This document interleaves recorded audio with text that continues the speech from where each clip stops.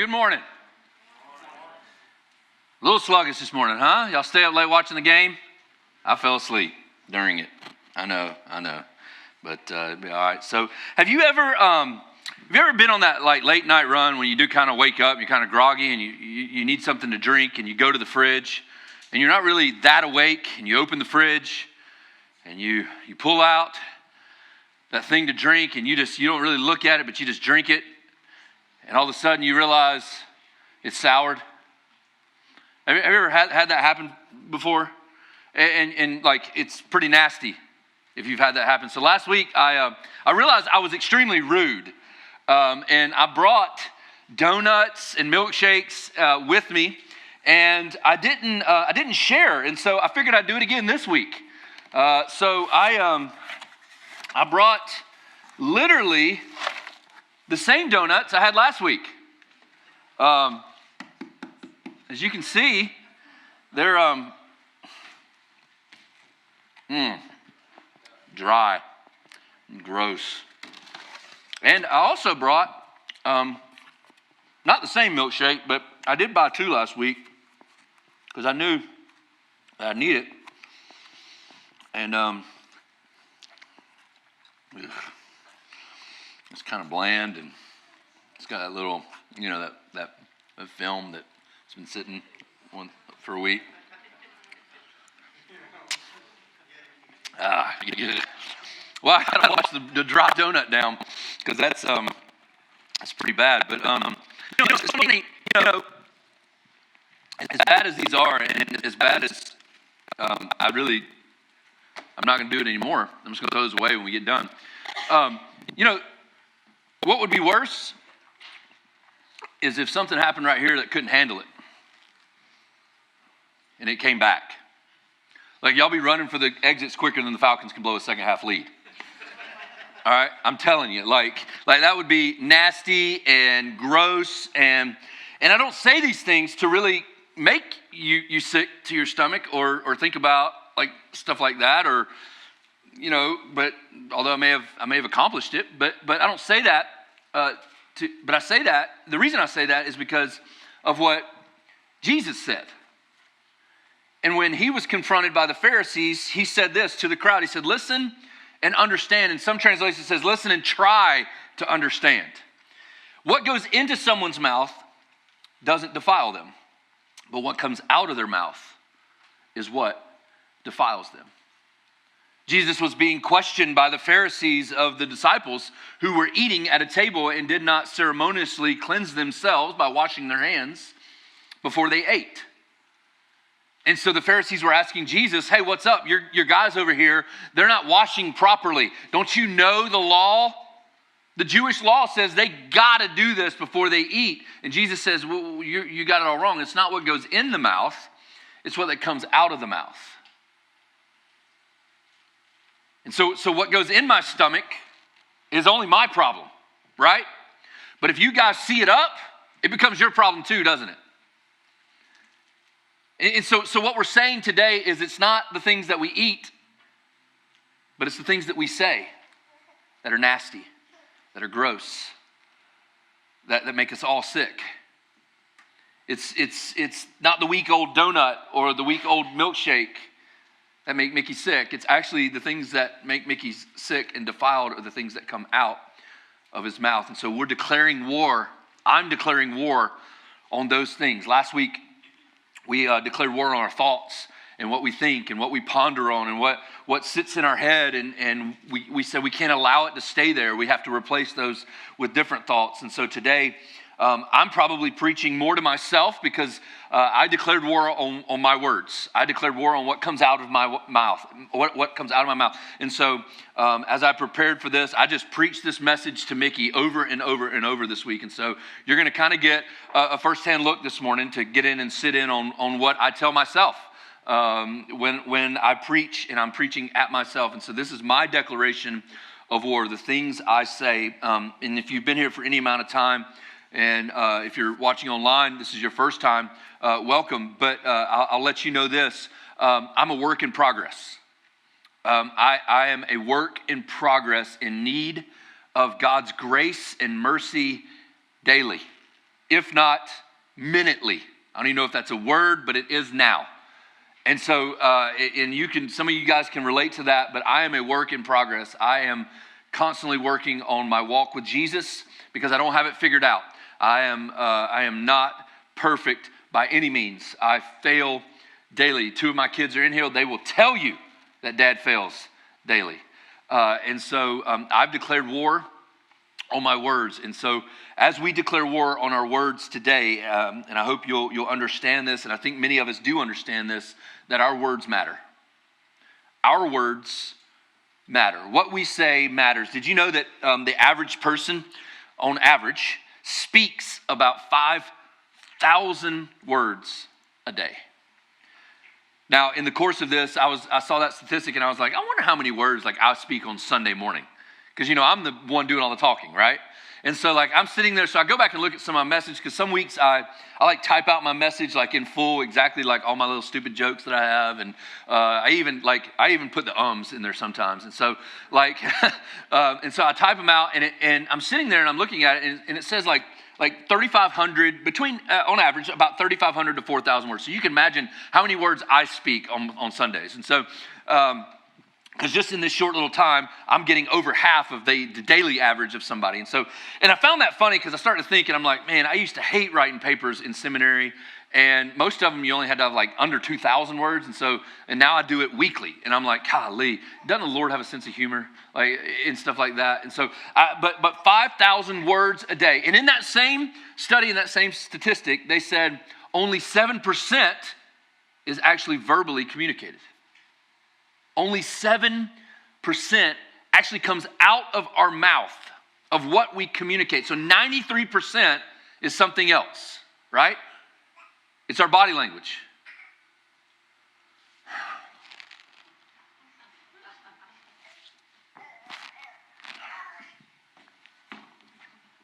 It's our facial expressions.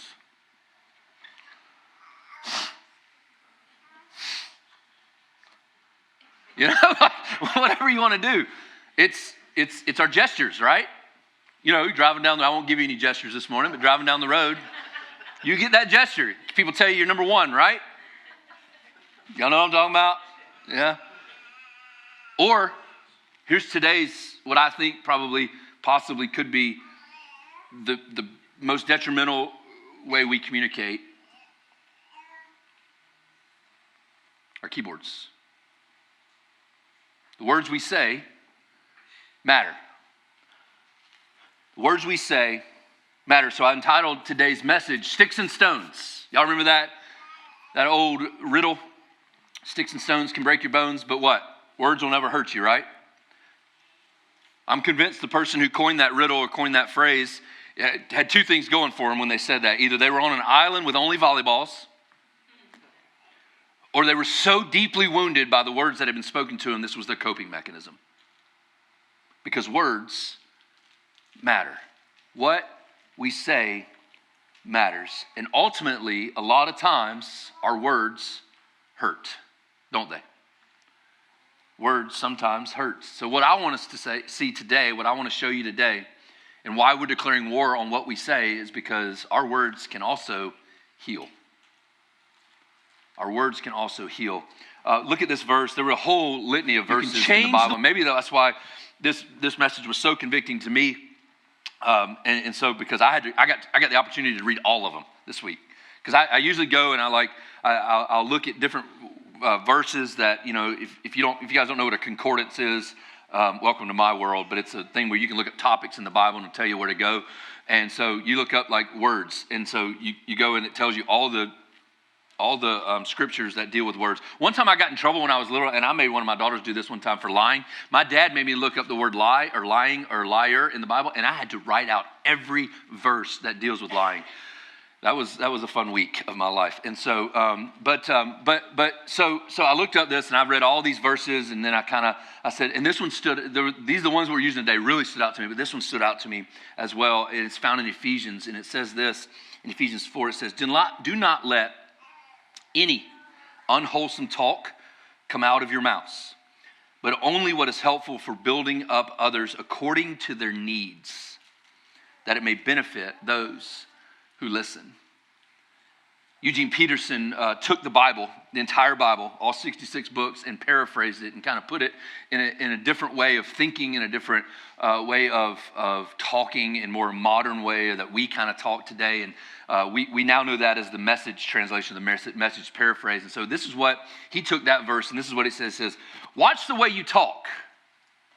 Let nothing foul or dirty come out of your mouth. And that's not talking about curse words, okay? That's not talking about 4-letter words, because we know that you may never say a curse word in your life.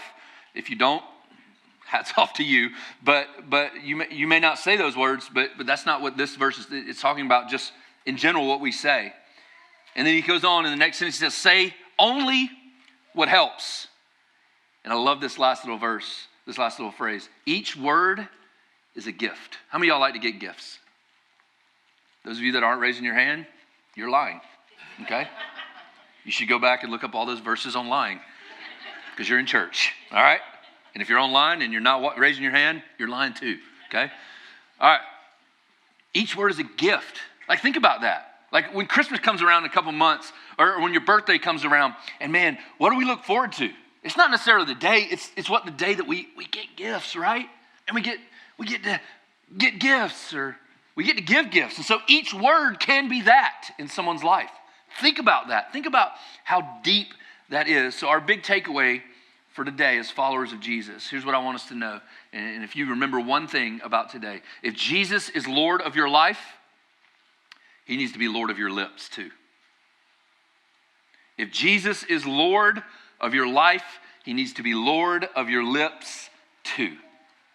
If you call yourself a follower of Jesus, if you call yourself a disciple, if you call yourself a Christian, then we need to watch what we say. Now I'm not saying that you won't need grace along the way, okay? And I'm not saying that you just need to go around and be that annoying positive person that's, it always seems forced or fake or something like that. No, because we're still going back to what Grandma told us, remember? If you don't have anything nice to say about somebody, just don't say it, right? Because there are some times when, hey, we don't have anything nice to say, so we need to step back and shut our mouth. But if Jesus is Lord of your life, he needs to be Lord of your lips too. What we're talking about here is allowing the Holy Spirit that's inside of you, if Jesus is Lord of your life, the Holy Spirit lives in you. We're allowing the Holy Spirit inside of us to change what comes out. There happens to be a filter. It's called the Holy Spirit. And so he transforms us and changes us on what comes out. And that's why I've declared war on my words, because I kid sometimes, and you guys are going to, I hope you don't take this the wrong way, but I sometimes kid that I have verbal diarrhea, okay? Which means what comes out, it just spills. It's not thought through, it's not thought over, it just comes out. Well, here's the problem with that. I have a choice, right? I have a choice in what comes out of my mouth. The choice is mine. This verse that I'm about to read in Proverbs really stood out. I know I said the other verse was key and it stood out, but let me tell you, and maybe this one stood out just because of the way I sometimes read the Bible to myself. And because I kind of read it in the way I would talk a lot of times, or the way someone would talk to me. And so I read this verse, and this is out of the Message translation as well. And so this is Proverbs 18:21. I just want you to, it's going to be on the screen, but just listen to this. Just listen to this in the inflection in how I read it to myself. Words kill. Words give life. They're either poison or fruit. You choose. You choose. You have a choice what comes out of your mouth. You choose.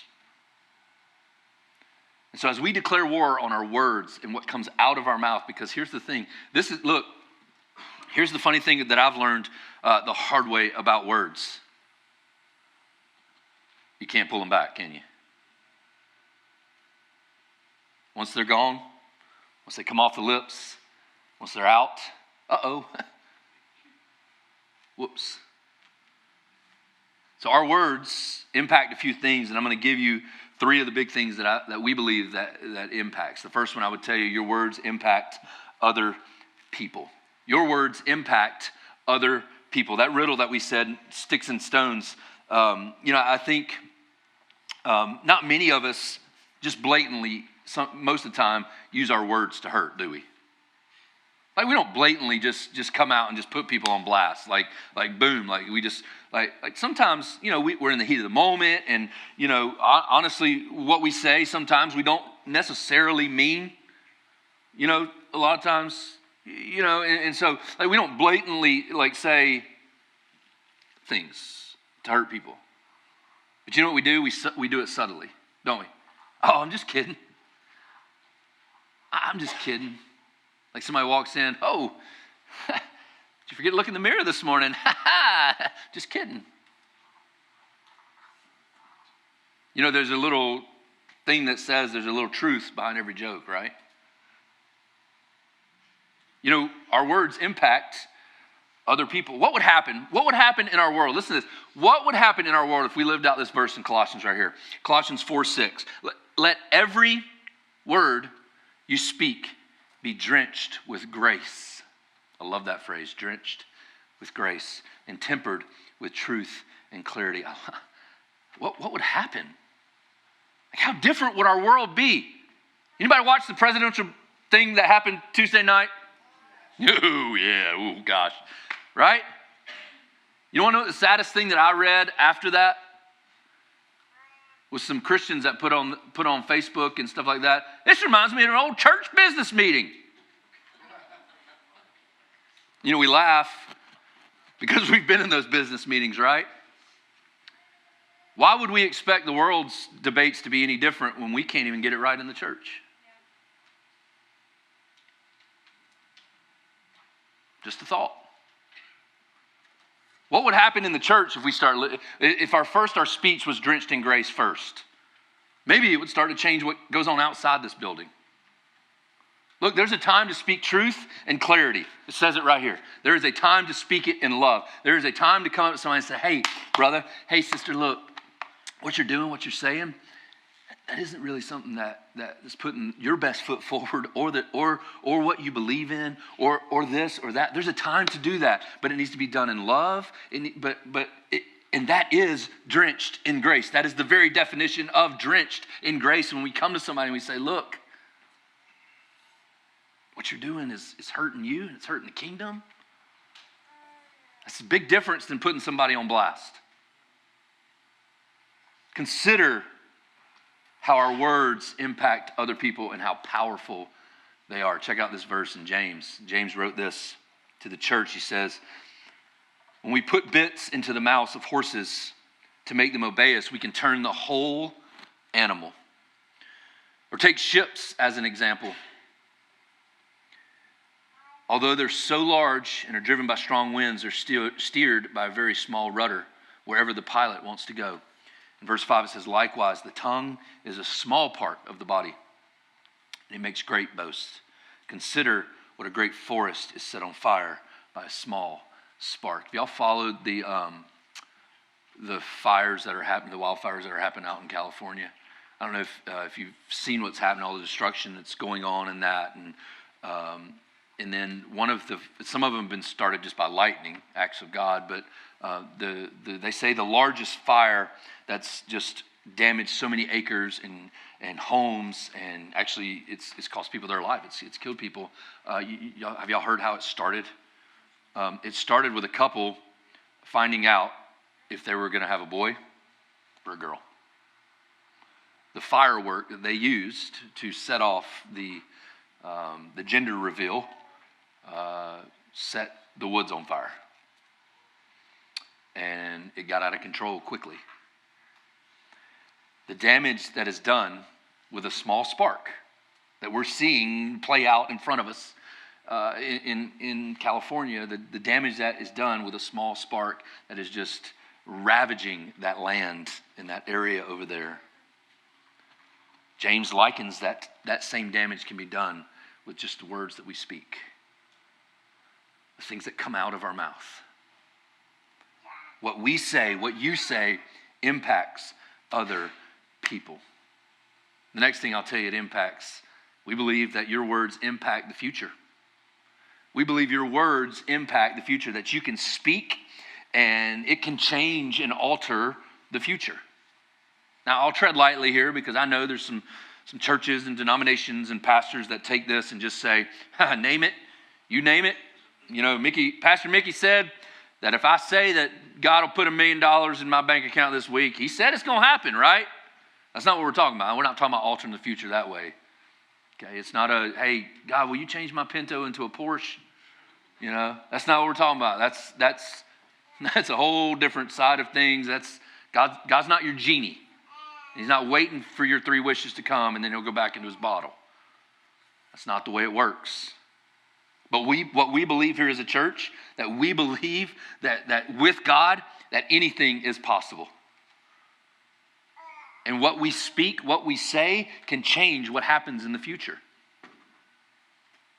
It can change what happens in the future. It can change outcomes. Jesus told the disciples, he said, speak to the mountain. He didn't say, look at the mountain and hope. Notice he didn't even say, just pray about the mountain. He actually said what? Speak to the mountain, and it'll be thrown into the sea. Speak. I don't know about you, but that word speak means what? Speaking, right? What I'm doing. Because we're not saying that everything will happen. Because here's the thing, the impossible thing that might happen is you just remain faithful. That might just be the impossible thing that happens, is that all you're doing is just remaining faithful. That you're still seeing God work in your life. You're allowing the words that you speak to bring life to a hopeless situation. I'll give you a few examples so you can understand this, okay? If you have kids, what you say to them now can alter their future. If you walk in and let's say your kid comes in and they say, I failed that test or whatever. Oh, you loser. You didn't study. You didn't even try. What are you thinking? What are you doing? Why are you so stupid? Or, I failed the test. Well, did you try your hardest? Yeah. As long as you tried your hardest. Let's try harder next time. Let's get them next time. Let's work on this. Let's get better. I love you. What's the next time going to be for that kid? Man, I'm going to try harder this time. I'm going to work hard. I'm going to study a little bit harder. What you say can impact the future. I thought about this illustration here this week about being a nurse or a doctor while people are undergoing treatment for any kind of disease, cancer, if you think of it that way.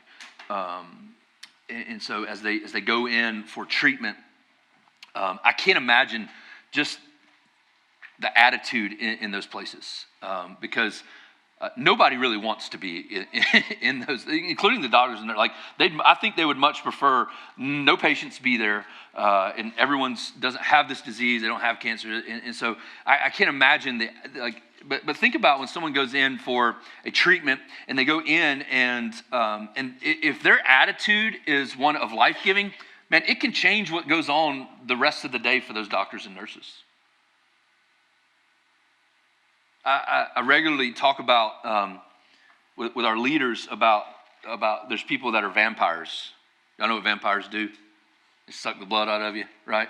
And so there's people that can just suck the life out of you when they get around you, and it can cause the rest of your day right? It can cause just the rest of your day to just be downright nasty.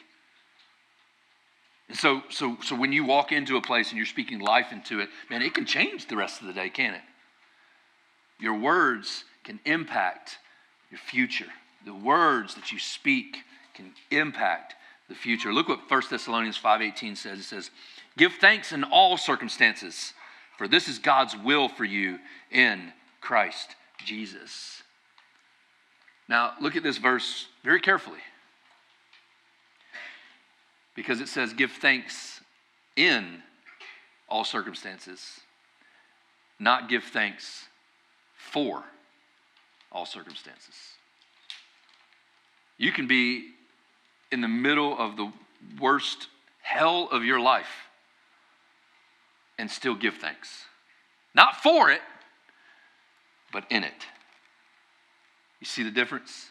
Because our words can impact the future. Our words impact the future for those around you, and it also impacts the future for you, which is why your words impact you. Your words impact you. What you tell yourself makes a huge difference in your life. We talked last week about your thoughts and about when you wake up and the things that you allow to sit in there and dwell upon and think upon and how it can change your day. The same thing is true with your words. What you tell yourself impacts your day. And hey, look, you can wake up and you can tell yourself that you're no good and you're a loser and you're lousy, and it's going to change your day. Okay? I can promise you that. I can promise you that. Look what David, I love this verse in Psalm 43, I think, Psalm 43. David, I picture him just like, as he's writing his journal, just looking in the mirror. And so he says this, he says, "Why, my soul, are you downcast? Why so disturbed within me?" It's like he's looking in the mirror and going, "Bro, what's wrong with you? What's up?" He says, "Put your hope in God, for I will yet praise him, my Savior and my God." He's looking at himself and saying, let's go. Remember. Don't look at this thing over here that's happening. Don't look at that your son is trying to chase you down and kill you. No, your hope can't be in those things. Your hope has to be in God. Let's go, David. Look, some of you need to fire yourself as your own critic and hire yourself as a coach. Y'all know the difference between a coach and a critic, right? I watched Georgia play last night. I'm a critic. I sit on my couch and talk about how that play didn't work. Or why can't he make that tackle? That's a critic. You know what a coach does? A coach encourages. He doesn't allow you to say anything to yourself. That doesn't allow you to win. He's going to correct you. She's going to correct you. They're going to get you back on path. They're going to get you back on the right way. You know why? Because they have skin in the game. A coach cares. They care about the outcome. They're cheering you on. I thought about this week as I got down to that point, and this scene from Rocky V popped in my head. Y'all seen Rocky V? If you've seen Rocky I, you've basically seen Rocky V. It's the same movie with different characters. All right? It's kind of like every Steven Seagal movie. It's the same movie, just different theme. All right? So what happens in Rocky V is they're out in the street and they're fighting, and Tommy Morrison, who's Tommy Gunn in the movie, they're fighting each other, and all of a sudden there's this flashback. Rocky's like knocked down, he's bleeding. There's this flashback to Rocky's trainer from the first three movies, who has the greatest name you could ever have, Mickey. And so there's this flashback, and I'll paraphrase what he says towards the ends because of language. And he says, "Hey, Rock, I didn't hear no bell.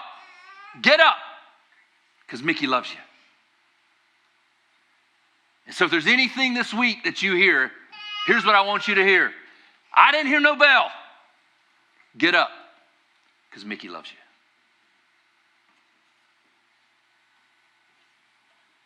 What we say to ourselves impacts us. So I'll give you a homework assignment for the week, okay? Here's your homework assignment. I know y'all don't like homework. Most of y'all are out of school, or if you're in school, you're probably like, I already got so much homework anyway. All right, but this one's easy. Okay, you ready? Don't just think it, say it. Don't just think it, say it. Last week we talked about thinking. If it comes in our brain, right? If it's positive, we dwell on those things. If it's negative, what do? We replace it, right? Because we can't worship and worry at the same time. Okay? Negative thoughts can't lead to a positive life. So this week, we're not just going to think it, we're actually going to speak it. We're going to say it. But you're going to have some accountability in this, okay? Because I don't want to challenge you and not hold you accountable to it. I can't hold you all accountable. So I want you to find somebody this week that you can talk to And you can tell them what you've said that you thought. That's positive. Maybe some of y'all need to say the other one. Maybe this is what I said and oof, it was rough. Because you can't, it's not good enough. If Jesus is going to be Lord of our life, he needs to be Lord of our lips. So it's not good enough just to think these things. We got to say them. We got to speak them. Because our words matter so much. They can give life, but they can give death. Remember, words kill. Words give life. They're either poison or they're fruit. You choose. Father, this morning I thank you. Thank you for your word. I thank you for your cross. I thank you that we've come here to, God, declare war on things that are so important to our life, God. God, the things that control us in our mind and the things that we say and the things that we do, God.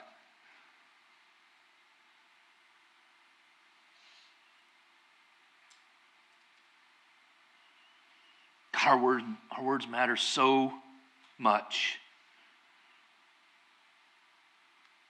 Pray this week that they're life-giving.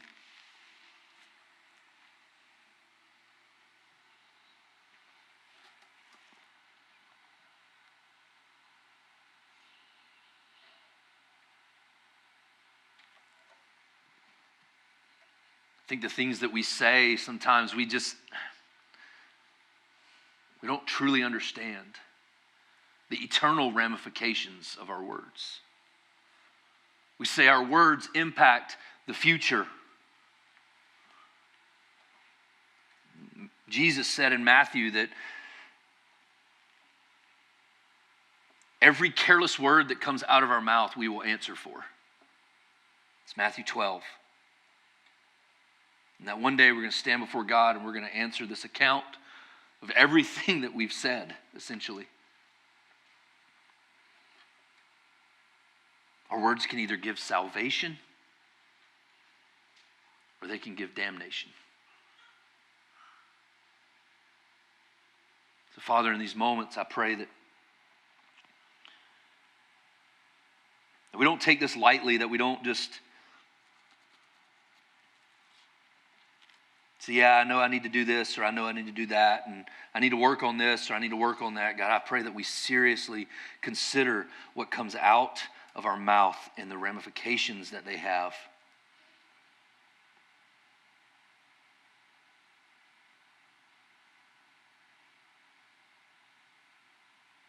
So, Father, as we declare war on our words, God, help us in these moments to speak life this week. Father, we love you and we thank you. In your name, amen.